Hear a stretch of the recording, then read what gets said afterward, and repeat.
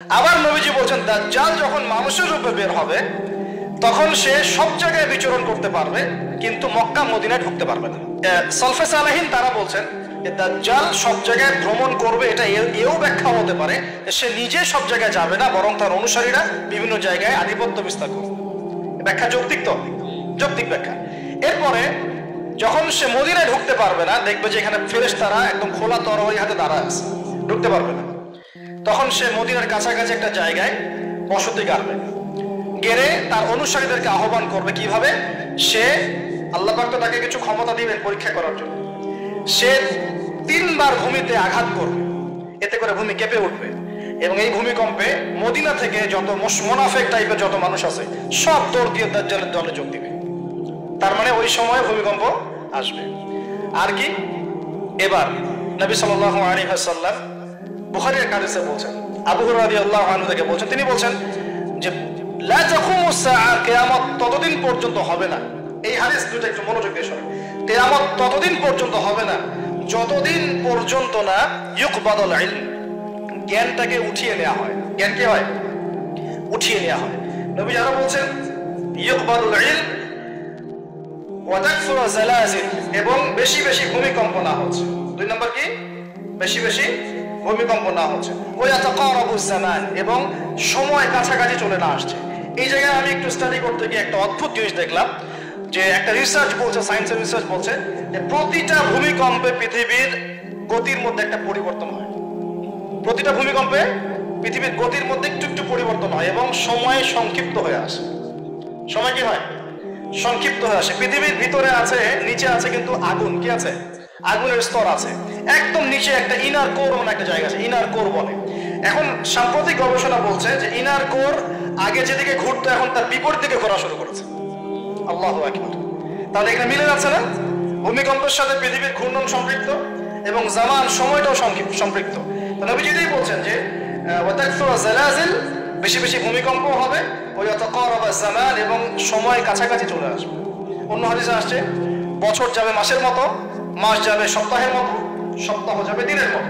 তিনি আরো বলছেন ওয়া ইউযহারুল ফিতান, এবং সমস্ত রকম ফিতনা ফাসাদ দেখা যাবে, দেখা যাচ্ছে না? এবং ওয়াল হারাজ, এবং বেশি বেশি হত্যাকাণ্ড হবে। সাহাবীরা বলছেন যে ওয়াল হারাজ ইয়া রাসূলুল্লাহ, হারাজটা কি ইয়া রাসূলুল্লাহ? তিনি বলছেন আল কতল, আল কতল, হত্যা, হত্যা, গণহত্যা, এগুলো হচ্ছে হারাজ। এবং তোমাদের ধন সম্পদ বাড়তে থাকবে, ফায়াফিদু, ধন সম্পদ উপচে পড়বে। এখানেও পেলাম যে ভূমিকম্প কিয়ামতের অন্যতম কি আলামত। আরেকটা হাদিসে নবীজি বলছেন, আর দুটো হাদিস বাকি আছে আজকের মতো। নবীজি বলছেন, এই হাদিসটা আসছে ইবনে মাজাহ, এটার হাদিস নাম্বার 4020 নম্বর হাদিস। নবীজি বলছেন যে লা ইয়াশরাবান্না আন-নাস মিন উম্মতি আল-খামর, আমার উম্মতের, ভালো করে শুনেন যুবকরা, ভালো করে শোনো, আমার উম্মতের মানুষ, এক শ্রেণীর মানুষ মাদক দ্রব্য পান করবে। কি পান করবে? নবীজি বলছেন আমার উম্মতের একটা অংশের মানুষ মাদক দ্রব্য পান করবে, ওয়া ইউসাম্মুনাহা বিগায়রি ইসমিহা, কিন্তু মাদক দ্রব্যের নাম পরিবর্তন করে অন্য নাম দেয়া শুরু করবে। বুঝতে পারলাম? এখন কে বলে মাদক? আমরা বলি এখন হুইস্কি, রাম, আর কি ভাই, ইয়াবা, হ্যাঁ, কত নাম বের হয়েছে। ওয়া ইউসাম্মুনাহা বিগায়রি ইসমিহা ইউযাফু আন রুউসিহিম বিল মাআজিফ। এটা আরো অ্যামেজিং। নবীজি বলছেন ওই মানুষগুলো যারা মাদকদ্রব্য পান করে নাম ভিন্ন দিবে, তাদের কানের পাশে বাদ্যযন্ত্র বাজবে। এখন কানের পাশে বাদ্যযন্ত্র বাজে কিভাবে? তোমার ব্লুটুথ আর ইয়ারফোন দিয়ে। বুঝতে পারো না? এইভাবে শব্দ আসলো কিভাবে হাদিসের মধ্যে? নবীজি এভাবে শব্দ প্রয়োগ করলেন কেন? যে ওয়ায়ুযাফু আলা রুউসিহিম বিল মাআজিফ, তাদের মাথার পাশে, কানের পাশে বাদ্যযন্ত্র কেমন করে বাজবে? তোমার কানের ভিতরে ঢুকানো আছে বাদ্যযন্ত্র, আছে না? এই যে এটা এই জামানার সাথে সম্পৃক্ত। ওয়াল মুগান্নিয়াত মানে হচ্ছে ওই যে গায়িকা, নর্তকী, এবং তারা গায়িকা নর্তকীদেরকে নিয়ে সময় কাটাবে। আল্লাহ পাক তাদেরকে শাস্তি দিবেন কিভাবে?